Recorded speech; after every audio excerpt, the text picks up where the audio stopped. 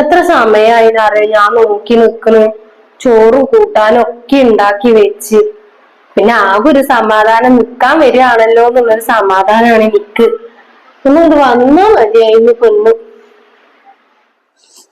Phone ഇങ്ങോട്ട് വന്നോളും. എന്തെങ്കിലുമൊക്കെ സാധനങ്ങളൊക്കെ വാങ്ങാണ്ടാവും. നിങ്ങൾ ഇങ്ങനെ അവിടെ ഇങ്ങനെ നിന്നാലോ? ഓൾ ഇങ്ങോട്ട് തന്നെയല്ലേ വരിക? കൊറേ ദിവസമായില്ലേടി ഓളൊന്ന് കണ്ടിട്ട്. പിന്നെ ഇനിയിപ്പോ വല്യമ്മാന്റെ ആണ്ടൊക്കെ ആയപ്പോ ചെലപ്പോ ഓളെ മാപ്പിള സമ്മതിച്ചേക്കാരും വരാനി. ഓലെ കാര്യത്തിനൊക്കെ വല്യമ്മ കൊറേ ഒപ്പം നിന്നതൊക്കെ അല്ലേ. അതിന്റെ നന്ദിയായിട്ട് ചെയ്തതേക്കാരം. എങ്ങനെ ആയാലും വേണ്ടിയില്ല കുട്ടി ഒന്നും ഇങ്ങോട്ട് വന്നാ മതി. പിന്നെ ഇനിയിപ്പോ ഷാഫി വരികയല്ലേ, ഷാഫിക്കും ഉണ്ടാവുമല്ലോ ഓളൊക്കെ ഒന്ന് കാണണമെന്ന്. അപ്പൊ എല്ലാ കാര്യങ്ങളും അവിടെ നടക്കുകയും ചെയ്യും. നിങ്ങളങ്ങനെ നോക്കി നിന്നോളി അവിടെ. ഇങ്ങോട്ട് പോന്നാണി.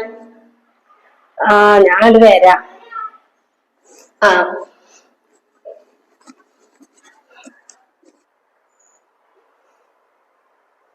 പെണ്ണിനാണെങ്കി കാണാനുമില്ല, വരുന്നുണ്ടാവും.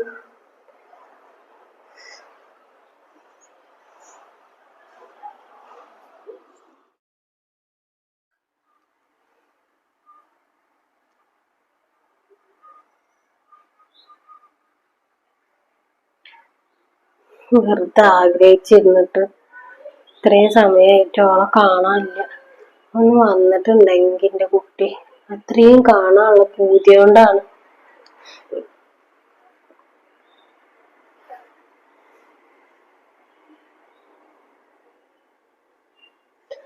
റബ്ബേ, എന്റെ കുട്ടി വന്നാ. റൂബിയെ, ഉമ്മടെ കുട്ടീനെ എത്ര കാലായി കണ്ടിട്ട്. എത്ര നേരായിന്നറിയാം അമ്മ ഇങ്ങനെ കാത്തിരിക്കണ്. എന്താ എന്റെ വർത്താനം? ഞാൻ അതൊക്കെ മറന്നടി സെഞ്ഞെ. എന്റെ കുട്ടീനെ ഒന്ന് കണ്ട സന്തോഷത്തിലേക്ക് എന്തൊക്കെയാ ചോദിക്കണ്ടെന്ന് അറിയില്ല. ഇരിക്കേ, ഞാൻ ചായ എന്തെങ്കിലും ഉണ്ടാക്കി തരാം. പോവേ? അപ്പൊ ഉമ്മടെ കുട്ടി നിക്കാൻ വേണ്ടിട്ട് വന്നതല്ലേ? വല്യമ്മാന്റെ ആണ്ടൊക്കെ അല്ലേ?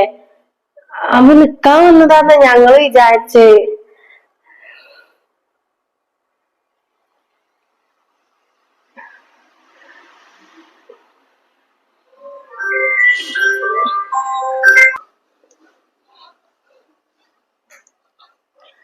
ഉമ്മ, റബ്ബേ, എന്റെ കുട്ടി വന്നാ. റൂബിയെ, ഉമ്മടെ കുട്ടീനെ എത്ര കാലായി കണ്ടിട്ട്. എത്ര നേരായിന്നറിയാം അമ്മ ഇങ്ങനെ കാത്തിരിക്കണ്. എന്താ എന്റെ വർത്താനം?